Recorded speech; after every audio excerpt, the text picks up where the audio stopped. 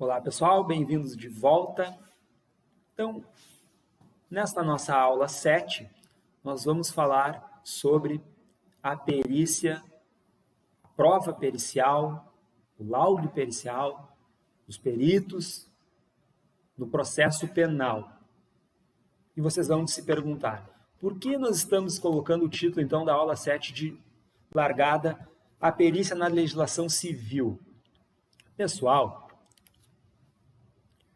existe um princípio geral de direito e de direito processual na qual nós aplicamos, na falta de um ordenamento jurídico específico, o ordenamento jurídico geral, certo? Então, nós sabemos que o direito possui uma hierarquia. O direito constitucional, ele prepondera sobre as demais legislações. Abaixo do direito constitucional, nós temos o direito civil, o direito penal, o direito trabalhista, o direito tributário, vão constituir ramos, por sua vez, do direito público e privado. No entanto, para fins do nosso estudo aqui, da medicina legal e da criminalística, quando nós formos encarar a legislação processual penal, que é aquela que ordena juridicamente a condição do perito criminal e do perito médico legista e dos funcionários da perícia criminal como um todo, dos servidores, nós antes precisamos saber a origem dessa legislação. Por que eu digo isso? Porque na falta de uma legislação específica, nós vamos ter que nos apegar à regra geral. Lembram mais ou menos daquela diferenciação que eu falei para vocês no direito penal especial, lá nos tipos penais, quando o crime especial derroga o geral? Pois é. Então, se houver uma morte de uma pessoa física humana e essa pessoa física não for o próprio filho do autor do crime e a autora do crime, portanto, não for uma mulher e ela também não tiver praticado o homicídio acometida do estado puerperal, não do puerpério, do estado puerperal, logo após o parto, então eu não estarei falando de um infanticídio, logo se trata de um homicídio. Então, o direito penal especial derroga o geral. Se eu não posso aplicar o especial, eu aplico o direito geral. Muito bem. Homicídio, sentido estrito, crime de homicídio, matar alguém. Infanticídio também é um crime contra a vida, mas tem peculiaridades, é um crime especial. É um crime contra a vida especial. Pois bem, o direito processual penal, ele mais ou menos, como nós dizemos no jargão latino, mutatis mutandis, ele também apresenta peculiaridades. Mas a regra processual é o Código de Processo Civil, certo? E mais, a perícia como prova judiciária ou prova jurídica, ela encontra suporte na lei civil, no Código Civil. E ainda encontraria maior suporte lá no artigo 5º da Constituição, que é o núcleo duro do ordenamento jurídico constitucional. Então eu diria para os senhores o seguinte, no artigo 5º nós vamos encontrar a proibição da prova ilícita e o princípio processual do devido processo legal, ou seja, eu só posso processar alguém com base em provas, com pessoas com capacidade processual, um juiz dotado de jurisdição. Tudo isso está no artigo 5º da Constituição.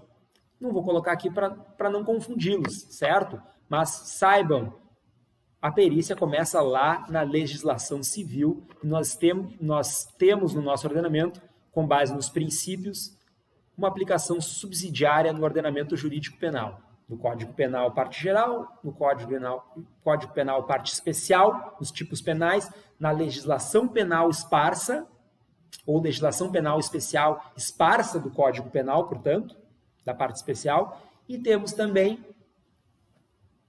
o Código de Processo Penal, o CPP. Certo? Este é o ordenamento jurídico penal.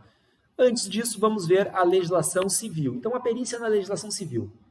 Lei 10.406, de 2002, uma lei federal, que nada mais é do que o Código Civil. Vejam, ele é de 2002, pessoal. uma legislação bastante recente. E a Lei 13.115 de 2015, desculpem, Lei 13.105 de 2015, o Código de Processo Civil.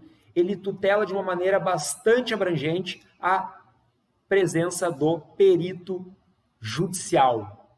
Perito judicial é gênero do qual o perito criminal e o assistente técnico são espécies. Certo?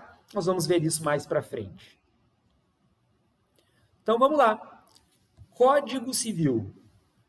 Lá no artigo 212, no título 5 lá do Código Civil, que vai tratar da prova, do direito das provas, nós vamos ter a seguinte disposição.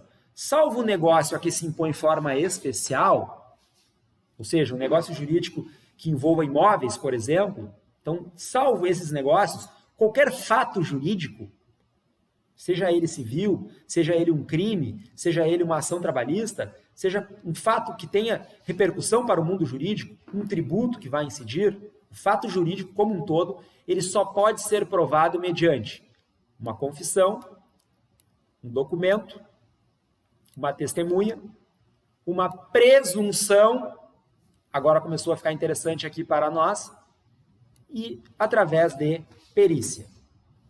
Então, pessoal, o artigo 212 do Código Civil, ele é de fundamental importância para o estudo da perícia. E ele nunca apareceu em provas, hein? Então, aqui está uma dica importante para você que está se preparando para os próximos concursos a partir do ano de 2020. É a aposta aqui do professor Andrei, o artigo 212 do Código Civil.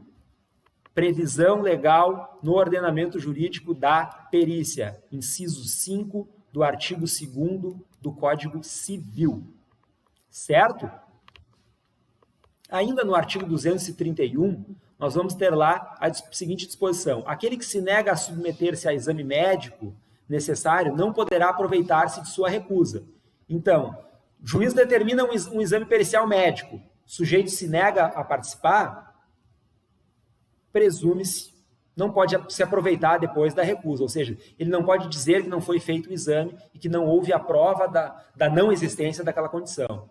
Se o juiz determinar que seja feito e ele se negar, ele não é obrigado a produzir prova contra si mesmo, certo? É um princípio geral também de direito. Nós temos no direito processual, pessoal, a seguinte principiologia. Sujeito, até que se tenha uma sentença penal transitada em julgado, ou seja, julgada com base em provas, e entre delas a prova pericial, o sujeito réu é considerado inocente. E ele não é obrigado a produzir provas contra si mesmo. E isso não pode ser colocado como prejudicial à sua condição no processo. Ou seja, ele está sendo acusado, não quer produzir provas contra si mesmo. Tudo bem. Agora, se ele não quiser participar do exame médico, ele não poderá aproveitar-se desta recusa no processo, certo? A recusa à perícia médica ordenada pelo juiz poderá suprir a prova que se pretende obter com o exame. A recusa à perícia médica ordenada pelo juiz poderá suprir a prova que se pretendia obter com o exame. Ou seja, a pessoa se nega a participar do exame, essa recusa pode ser utilizada também como prova. Mas aí a utilização é da recusa e não, ou seja, não há exame para provar e não que o réu vá se prejudicar porque não quis produzir prova contra si mesmo, certo? E lembrando, artigo 231 e 232, vocês vão se perguntar, mas professor, o senhor acabou de dizer que o sujeito não pode se prejudicar, não pode produzir, ao não produzir prova contra si mesmo, ainda há uma presunção de inocência no direito penal, certo? Aqui nós estamos no direito civil. Então, essa aplicabilidade, a aplicabilidade do artigo 231 e 232 está restrita ao direito civil, certo? Quando nós passarmos para o ordenamento jurídico penal, nós temos um princípio maior que diz que eu não devo a não produção de prova contra mim mesmo, a produção de prova contra mim mesmo não pode ser obrigatória, ou seja, eu tenho o direito de julgar, emitir mérito com relação às consequências da prova que eu pretenda produzir, porém, no direito penal, o artigo 231 e 232 não valem, certo? Então, aqui está, resumindo, aqui está a previsão legal primeira da perícia no ordenamento jurídico. Ela vai inspirar o Código Penal e o Código de Processo Penal a falar sobre a perícia criminal. Mas não esqueçam, eu posso utilizar uma perícia civil emprestada para o processo penal. E o artigo 231 e 232, no que se refere à perícia médica, essa específica lá para os médicos, ela não vale para o direito penal, certo? Pessoal, lembrando aqui também, o inciso 4 do artigo 212 vai falar da presunção. O que é uma presunção? É aquele fato baseado em outro fato jurídico já provado que mostra a relação dele com o fato em si, o fato, no nosso caso, o fato criminal. Então, uma presunção pode se basear numa perícia, uma presunção pode se basear numa testemunha, uma presunção pode se basear num documento, a confissão pode se basear, a presunção pode se basear em uma confissão. Certo? Muito bem. Lembrando também que a confissão pode passar por a própria prova pode passar por uma perícia. A confissão pode ser periciada, detector de mentiras. O documento pode ser periciado, perícia de documentoscopia ou de falsificação de documentos. A testemunha pode ser periciada, reprodução simulada dos fatos. A presunção pode ser periciada, reprodução simulada dos fatos. Certo? Adiante. Código de Processo Civil agora. A seção 10 vai tratar lá da prova pericial. O artigo 464 vai rezar que a prova pericial consiste em exame, vistoria ou avaliação. Vejam, Código de Processo Civil vai dizer que a prova pericial pode ser um exame, uma vistoria ou uma avaliação. Pois bem, lá no direito processual penal, a prova pericial criminal ela é apenas um exame. Lembrando, de novo, o Código de Processo Civil tem aplicação subsidiária. Ele vai inspirar a legislação processual penal. O que ocorre, gente, no ordenamento jurídico processual brasileiro é que o Código de Processo Penal é de 1940. O Código de Processo Civil é de 2015. Então, há que se fazer um exame dessa legislação com base em hermenêutica jurídica. Interpretação com base em princípios. O que eu quero dizer para os senhores é que a falta de conhecimento, de domínio da principiologia jurídica pode induzi-los em erro. Então, este é o motivo pelo qual nós estamos analisando essa legislação. Vocês precisam ter conhecimento de que ela existe, que a perícia não está lá só no CPP. E aí depois nós entrarmos de cabeça no estudo da prova pericial no CPP. Certo? Muito bem. Aqui nós temos disposições sobre quando o juiz vai indeferir a perícia, a prova não depender de conhecimento técnico específico. Isso pode ser aplicado no direito processual penal. Parágrafo 1º do artigo 464, inciso 1, diz o seguinte: a prova do fato não depender de conhecimento especial de técnico pode ser motivo para indeferimento da perícia por parte do juiz. Inciso 2, for desnecessária em vista de outras provas produzidas. Inciso 3, a verificação for impraticável. Exemplo claro aqui de reprodução simulada dos fatos. O juiz pode pedir a substituição da perícia quando o ponto controvertido for de menor complexidade. A prova técnica simplificada consistirá apenas em inquirição de especialista pelo juiz. Estamos falando aqui do depoimento do perito em tribunal. E durante a arguição, o especialista deverá ter formação acadêmica específica. Isso está reprisado lá no Código. Certo, pessoal? Lá no Código de Processo Penal. Ainda, artigo 465 do Código de Processo Civil. O juiz nomeará perito especializado no objeto da perícia e fixará o prazo para a entrega do laudo. Certo, pessoal? Aqui no 465 diz que o juiz fixará o prazo. Lá no Código de Processo Penal, nós vamos ver o prazo pericial, do laudo pericial criminal é de 10 dias. Nós vamos conversar bastante sobre isso. E por que não tem caído mais tanto a questão do prazo para a entrega do laudo pericial criminal no Código de Processo Penal. Por que não estão cobrando nas provas? Nós vamos ver esta questão mais adiante, certo? Por enquanto ficamos aqui com as indicações do Código de Processo Civil. Vocês podem perceber que existe bastante disposições acerca da questão dos quesitos, dos assistentes técnicos, certo? Que não são os peritos propriamente. O impedimento e a suspeição dos peritos, nós vamos ver isso também. Elas são as mesmas regras aplicadas aos juízes, aplicam-se aos peritos. Mas isso lá no Código de Processo Penal. Tá, pessoal? 466, o perito cumprirá escrupulosamente o encargo que ele foi cometido, independentemente do termo de compromisso. Ou seja, ele vai ser minucioso e dedicado apenas ao que lhe for solicitado. Caso de impedimento de suspeição, substituição do perito e, por fim, o juiz pode indeferir quesitos, formular quesitos, né? O poder geral de cautela do juiz permite que ele formule quesitos. Isso no Código de Processo Civil. A aplicabilidade desse dispositivo, por exemplo, está sujeita à interpretação. Certo? Artigo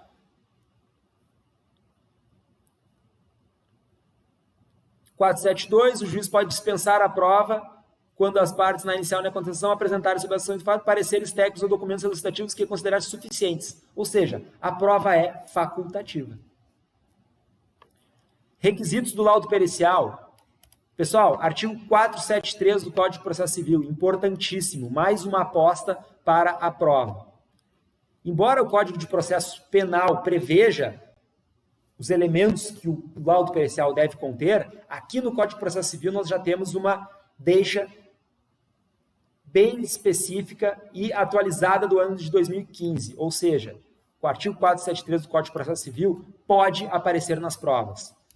O laudo pericial deverá conter, inciso 1, a exposição do objeto da perícia, inciso 2, a análise técnico-científica realizada pelo perito, inciso 3, a indicação do método utilizado, demonstrando ser predominantemente aceito pelo especialista na arte de procedimento a qual se originou, ou seja, citação direta e indireta de renomados profissionais da área em questão. Por fim, inciso 4, resposta conclusiva a todos os quesitos,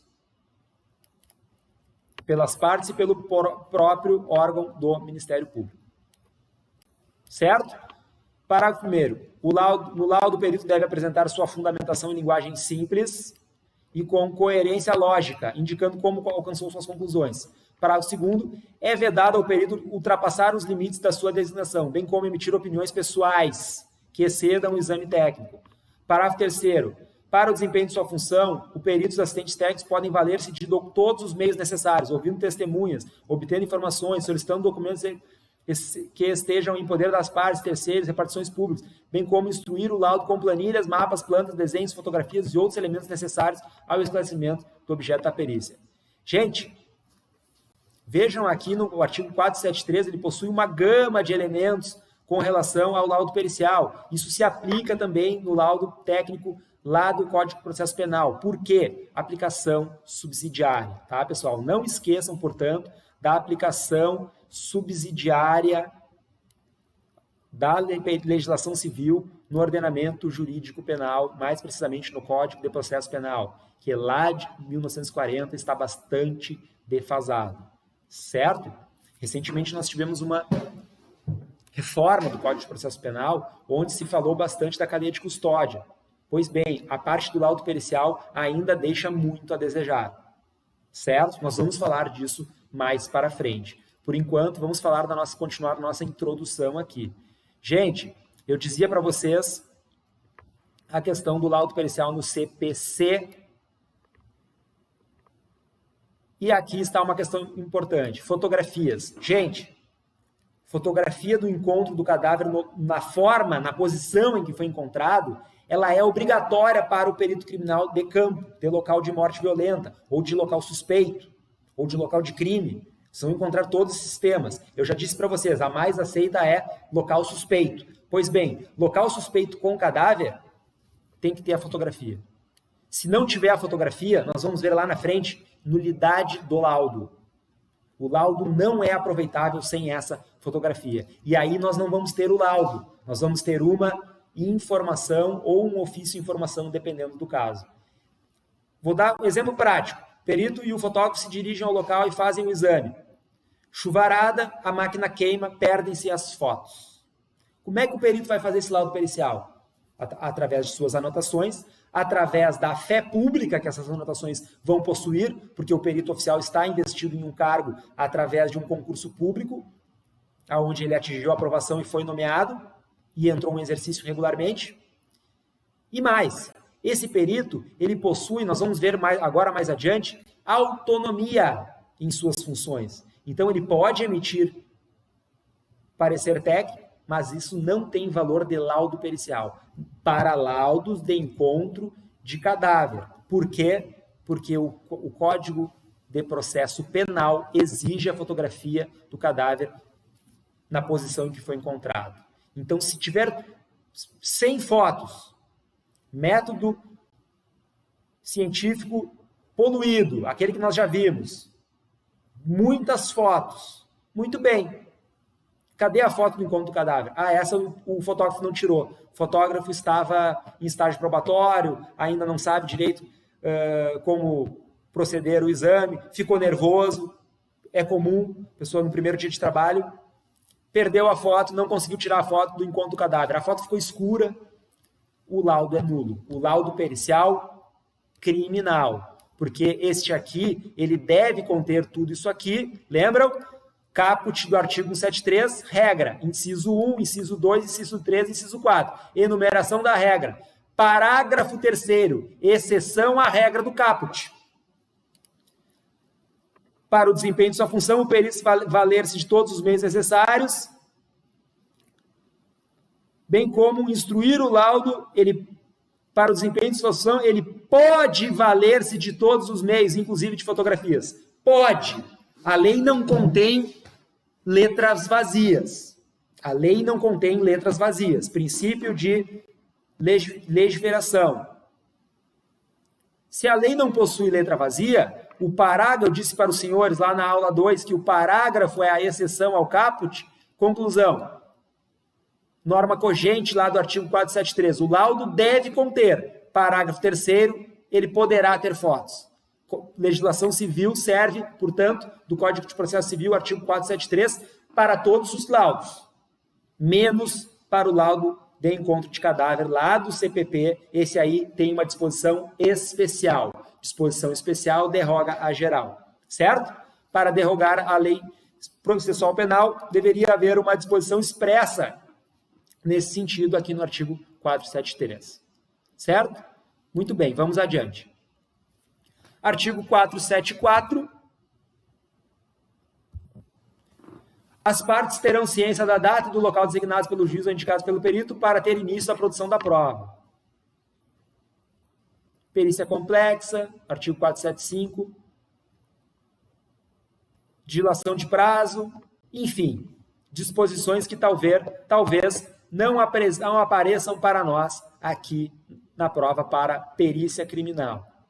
478, o exame tiver por objeto a autenticidade e falsidade de documento, perícia documentoscópica, ou de natureza médico-legal, o perito será escolhido de preferência entre 10 estabelecimentos oficiais especializados, ou seja, preferência para os peritos especializados, perícia criminal, a cujos diretores o juiz autorizará a remessa dos autos.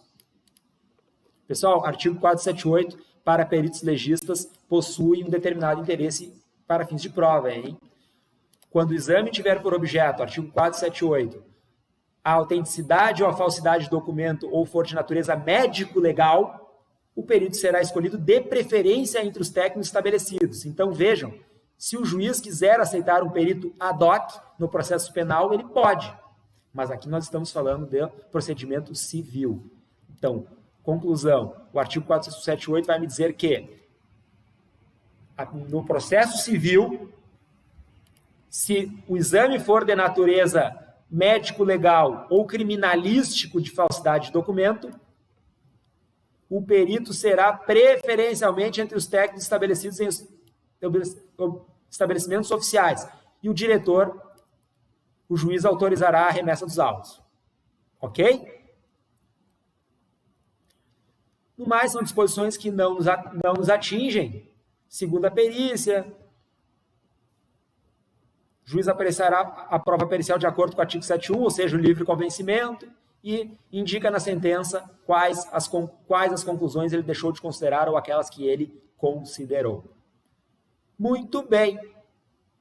Então, passamos agora para a prova penal e para a prova pericial no processo penal. Já tratamos aqui desses elementos. E agora vamos entrar propriamente na prova pericial no CPP.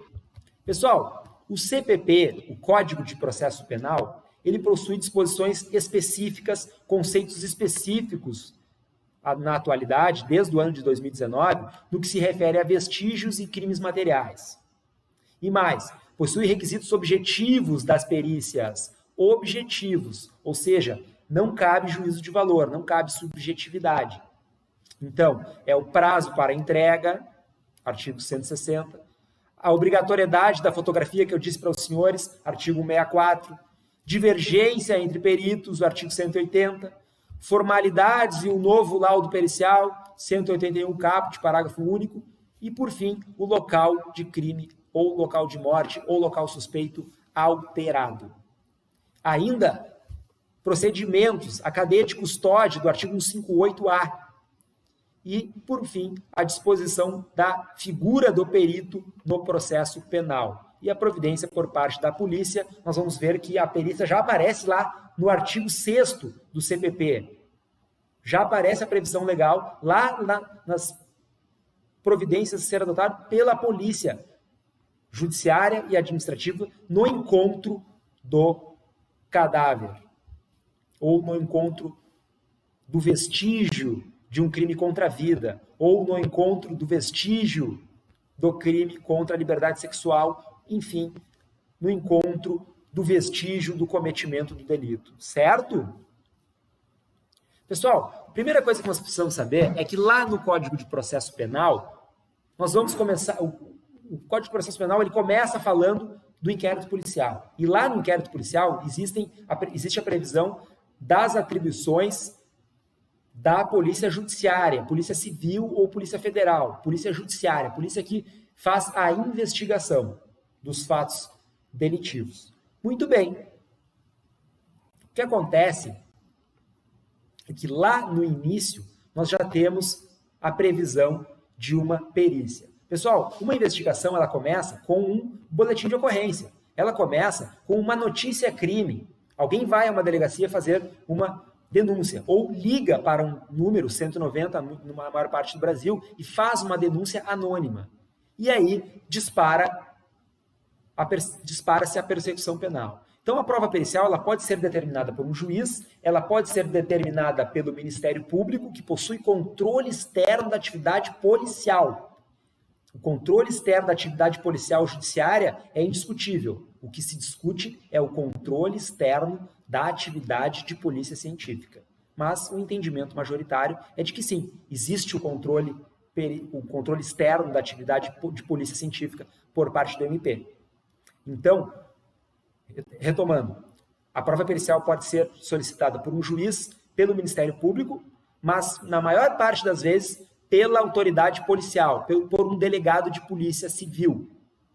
Excepcionalmente, ainda pode ser solicitada pelo Ministério da Justiça ou por um delegado de Polícia Federal, pode ser solicitada por um oficial do Exército ou das polícias militares, no caso de inquérito policial militar, ou ainda por um presidente de uma comissão de sindicância no âmbito do direito administrativo sancionador, do direito público, ou ainda do direito penitenciário também, uma corregedoria do sistema penitenciário, uma sindicância, né, ou um processo administrativo disciplinar, portanto, direito administrativo sancionador, ou ainda por um presidente de uma comissão parlamentar de inquérito.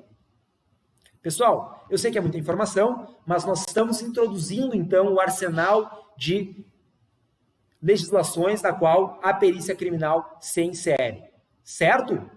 Na próxima aula, na aula 8, então, nós continuamos a parte da perícia criminal no CPP.